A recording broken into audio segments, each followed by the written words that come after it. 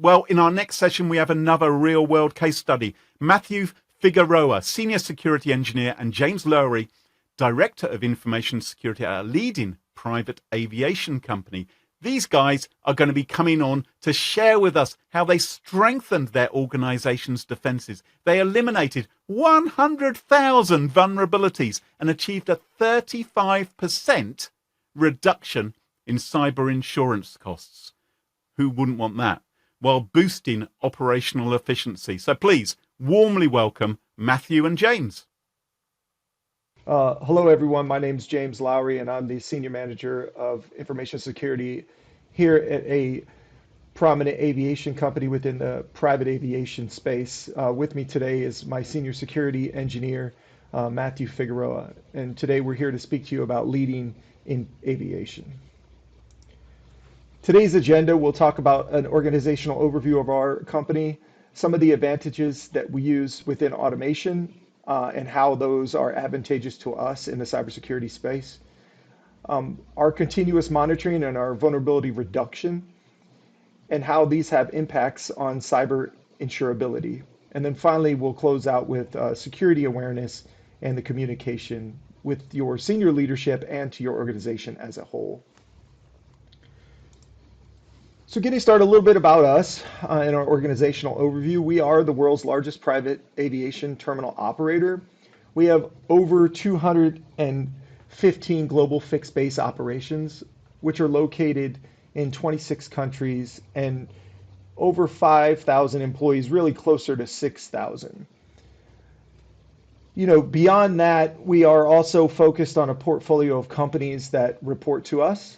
We deliver things such as Jet A, and sustainable aviation fuel, which is really a big thing in the market now for private aviation. We also manage and deliver fuel with automated aviation pumps.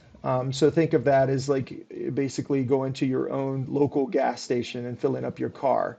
Pilots within the private aviation space have that same opportunity for private jets. And then we also provide global FAA and EASA aircraft maintenance and repair stations around the world. And understanding that all of these things being so globally located, the challenge to secure the network from compliance and from technical standpoints is a challenge. And it's really difficult, especially when we have a very small information security team. We're not one of those organizations that have 30 plus employees in that space. So we have to leverage third-party partners and tons of automation to accomplish our mission. Moving on to the next slide, right? So that's where we're going to talk about some of the automation. So, years ago within our organization, I think that the culture was that IT and security as a whole was a very big cost, but the executive leadership team did not necessarily understand the return on investment for everything that we were doing. So that's kind of one of the first things that I would recommend for organizations out there is to help the ELT understand the importance of vulnerability management and its larger impact on the business as a whole. I think that seeing some of the events with CrowdStrike and how it effectively shut down the world. So understanding the impact overall of what your tool sets and the return on investment they can provide, but also if they're not properly configured and looked after, how they can really hinder business operations. And then, a part of that really is also to ensure that the ELT always feels that they're a part of the team. It's not just driven from the management or director level within IT or security as a whole, but really getting the CIO and the CEO and the CFO and COO engaged as they push things out. And we'll get more into that as we get to the security awareness part. Another thing that organizations want to think about is continuous monitoring and remediation is the key. I'll turn this over here to Matt because he manages our continuous monitoring platform, and he'll speak more holistically on this piece. Thank you, James. Yeah, so when we were looking at this originally, we were looking at it to where how can we continuously monitor and continuously mitigate our environment to where initially we went from patching periodically every month on a Patch Tuesday schedule to where now we patch on demand. We were able to secure the emotional currency of the ELT, and we were able to maintain what their priorities were while able to push our own. When we realized that patching is broken down based off criticality, severity, and time, we were able to mitigate over 100,000 vulnerabilities in the environment in about 6 months. Right. And, to Matt's point, his ability to leverage automation in this space really enabled him to do that, right? So as opposed to reacting to Microsoft patches, for instance, that were released on a Patch Tuesday, Matt has jobs that he set up within the Qualys platform in the patch management solution to where they fire off based upon, as he mentioned, criticality, time-based, and these are done automatically in the background without necessarily too much human interaction. Um, you know, the speed and the accuracy of that when you take a human element out of it, one just needs to think of a 0-day vulnerability. If the patch isn't released for maybe 6 to 8 hours, now you have 6 to 8 hours that you can add on to that for a human to manually go in and configure a job, etc. However, if you have an automated platform, you've reduced that time in half. Hence lessening the amount of time that a malicious actor can basically move left and right throughout your environment, right?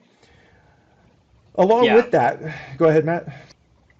So on the continuous monitoring, it's important that we identified how we were patching, and when we realized that we're patching, every month on a Patch Tuesday schedule, we realized that we are behind when if an attacker was to live on your environment.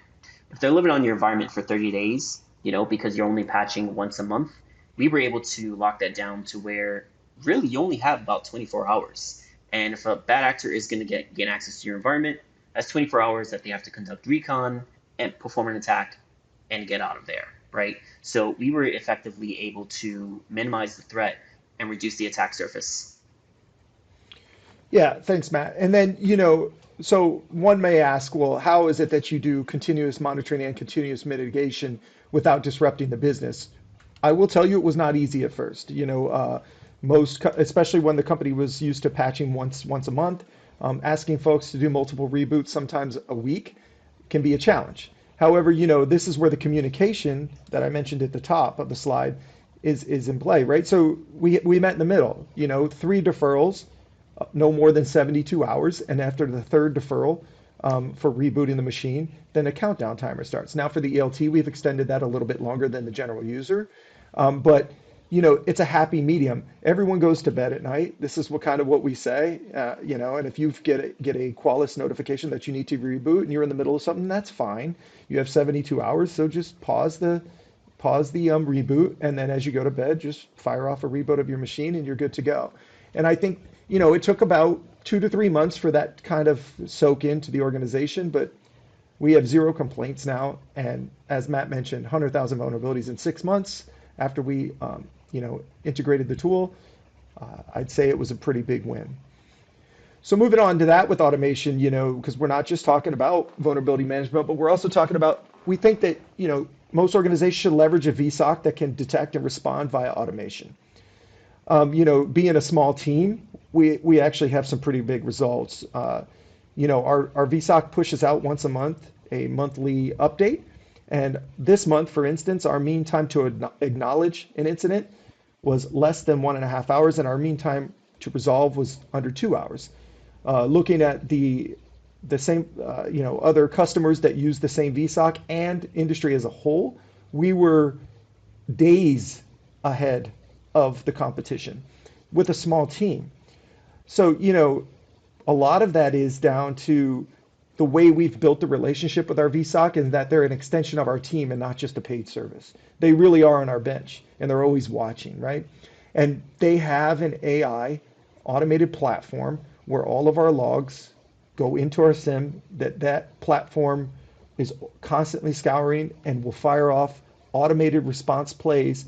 So what I mean by that is, think for an instance that someone clicks a phishing link within your organization. Instead of us getting an alert through a normal SOC, And then we have a human that has to go in, kill sessions, reset passwords, things of that nature. This automated platform does all of that in the background for us. And if there are some that don't have automated response plays to mitigate, or certain accounts we don't want automation to take effect on, then we have an app on our phones that we're logged into the same service that we can fire off the playbook when an installation has been notified. They listen, this happened here, we need to run this, just to not disrupt the business. It's massively important in the speed to mitigate. I mean, you can see the hours there of acknowledgement versus response.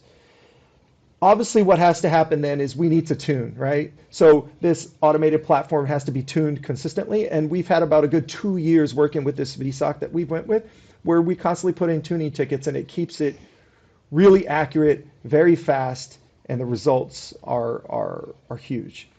And then lastly, you kind of want to leverage VSOCs that offer you real-time threat intelligence. We have multiple reporting platforms. Our VSOC is one. We have a vulnerability management service platform that also does that. Also with dark web monitoring and then automated takedowns. These are things that are super big advantages where you can remove the human element. They understand through heuristics how your network typically operates, and they can do things to shut the bad actors down. So with that, we'll move to the next slide.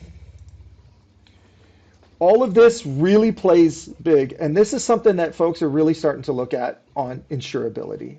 What are the impacts on insurability on how we use automation for one, but also take proactive measures within the information security space? First thing I'll tell you is diversify your security polo. Do not put all your eggs in one basket. I feel for the people today that are 100% in agreement with all CrowdStrike services, right? If they've put everything into that today, it's a bad day for them.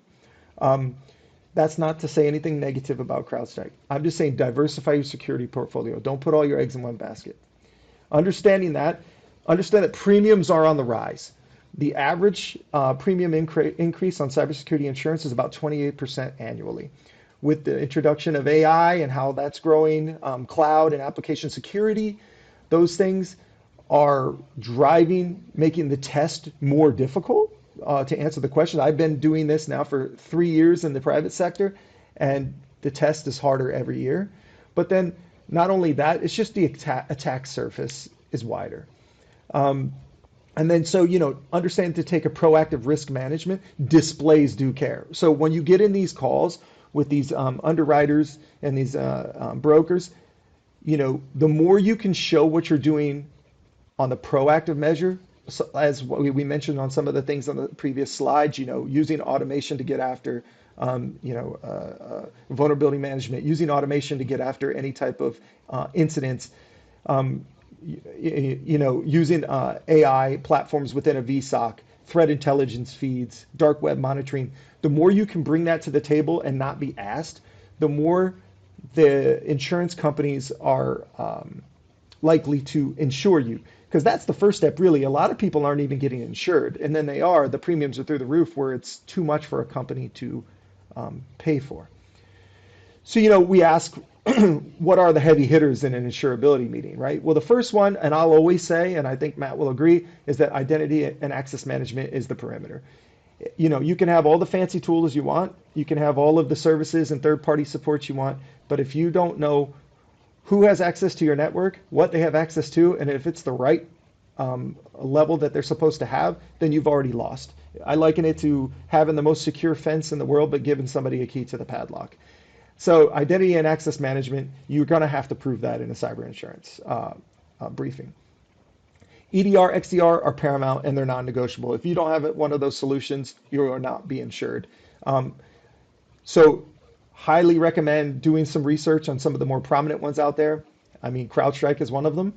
Windows Defenders out there. There are a lot, but definitely do your due diligence and choose what makes sense for your network.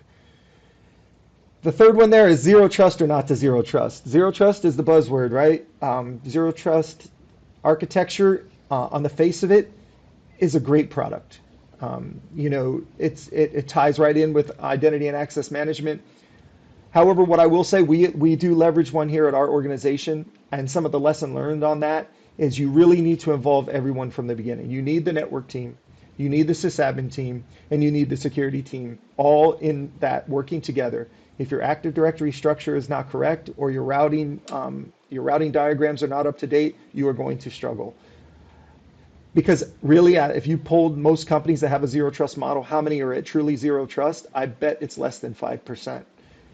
Now, that's not to say that it still doesn't offer great benefits and does offer some solutions to some big tasks around the world. Like I was talking with Matt earlier today, and when you leverage something such as autopilot and you need to image a machine halfway around the world, or at one of our global locations, instead of boxing up a machine that's dirty from vulnerabilities and having it shipped back and then ship a new machine, we can do it on the fly, and being able to join it to the domain and get all of the tools beforehand takes a zero trust model to do that. And so there are a lot of benefits, but you really need to do your due diligence when you're looking into those. And then lastly here on the cyber insurability is MFA is non-negotiable. But going back to that second bullet in the first paragraph there, when we talk about displaying due care regarding MFA, start thinking about things like, are we allowing MFA via SMS anymore? If you are, you're behind. You need to encourage your organization to move to authentication apps such as Microsoft Authenticator or Google Authenticator and leverage passwordless sign-in. Showing that an underwriter that, hey, listen, we've fixed the problem of SIM swapping because we've moved all of our users to an authentication app and not relying on SMS. That goes a long way in the insurability piece. And I will end on this slide by saying that the proactive measures, some of the patch management solutions that we went down with the continuous monitoring and continuous mitigation, our zero trust model, and things of that nature has enabled us to have a 35% decrease in our cyber insurance premium when most of the world are seeing a 28% increase. It saved our organization approximately $300,000 this year. Moving on to the next slide, we'll talk here about security awareness and communication. Security awareness training is vital, right? If you look at the latest Verizon report, insider threat is the biggest gap. 88% of cyber incidents are started by human error. So understanding that, nobody wants to take cyber training. Let's just be honest. Nobody wants to do it. But understanding that 88% of incidents are started with the insider threat, it's vital, right? So how do we get there? One of the ways that we did, actually Matt used to manage this when I first got here. We had a challenge of getting people to take the cyber awareness training. So we looked at it and said, hey, maybe we, instead of doing 1 hour annually, we break it down into 4 15-minute modules quarterly.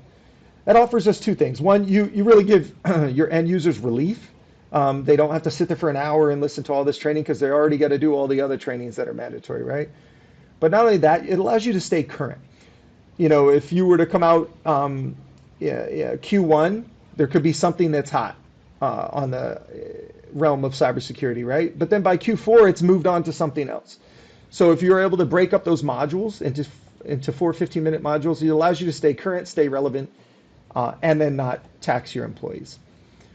Well, additionally on top of that, James, is that it also builds the emotional currency with your end users, because now they're seeing information security as something that they want to participate in and not as something that they have to do. So that emotional currency, you're buying it with the ELT, but you're also buying it with your end users itself. Because as we mentioned before, security is an everyone game. Everyone has to participate in security. Right.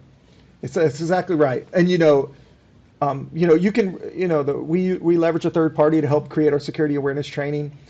They keep it interesting. It's not always just death by PowerPoint or watching a video from 25 years ago. They do game shows. They use sports trivia, things of that nature to kind of keep it exciting. And in here I wrote, don't forget about phishing campaigns, but more importantly, it's the fourth bullet that's important. I say a vital metric, right? So a lot of people, well, most people report on phishing campaigns, how many clicks, how many phishing clicks did we get this month or this quarter? And yes, that metric is important. You should know how much, right, you're clicking. But really, your security awareness should be a platform, not just security awareness training versus phishing campaigns, right? So one metric that I think is very important to track is how many people actually report the phishing emails. It's one thing to just delete emails. Sometimes I delete emails that I know aren't phishing, they're just not relevant for me, right? But when a user then takes the time to go in, hit the drop-down report message and select as phishing, now you're showing the effectiveness of your security awareness training as well.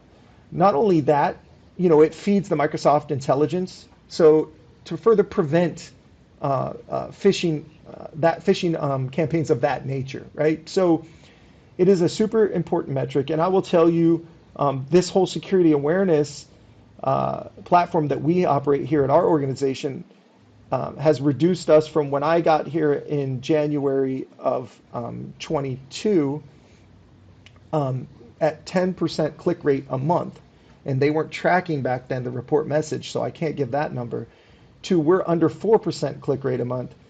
And in the last 60 days, there was over 4,000 report phishing messages. So that's huge. And when you can take those type of metrics to your executive leadership team and the cyber insurers, it's only going to bode well for your program. And then, moving into the communication piece, I put here coming out of the shadows. For too long, information security always lives behind the scenes. In fact, Matt's heard me use the term a lot of times, we're the quiet professionals.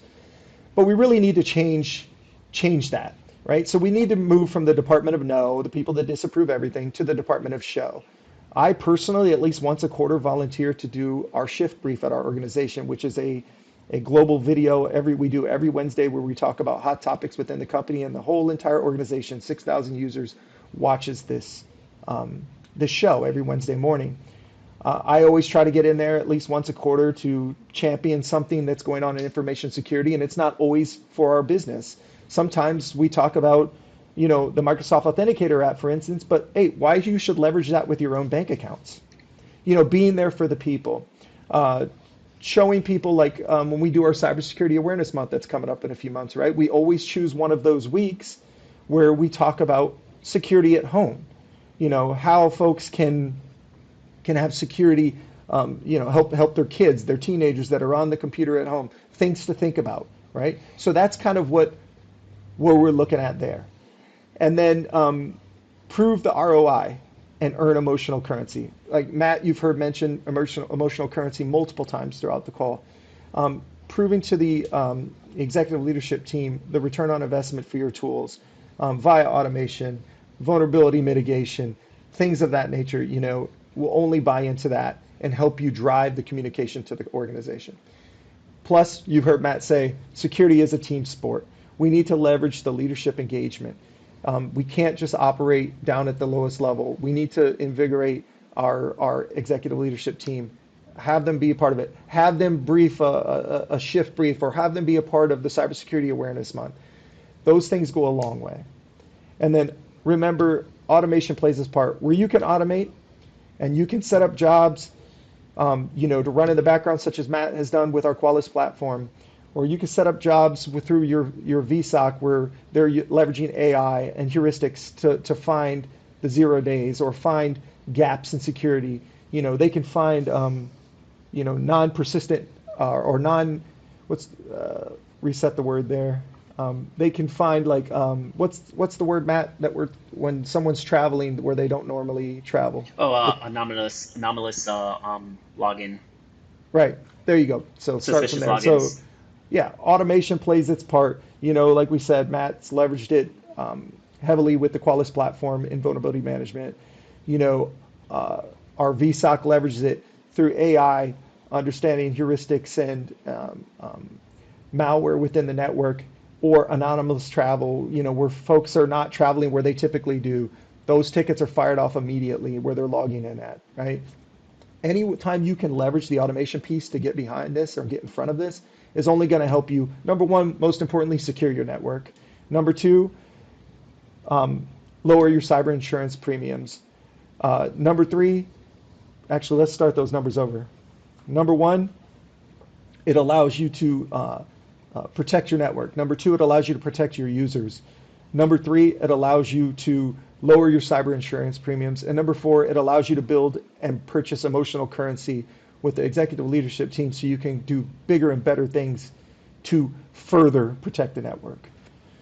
So saying all that, we have a saying at our organization: stay safe, stay secure, and stay sustainable. And if anyone has any questions, I'm always happy to help. And that's it, guys. Thanks, everyone.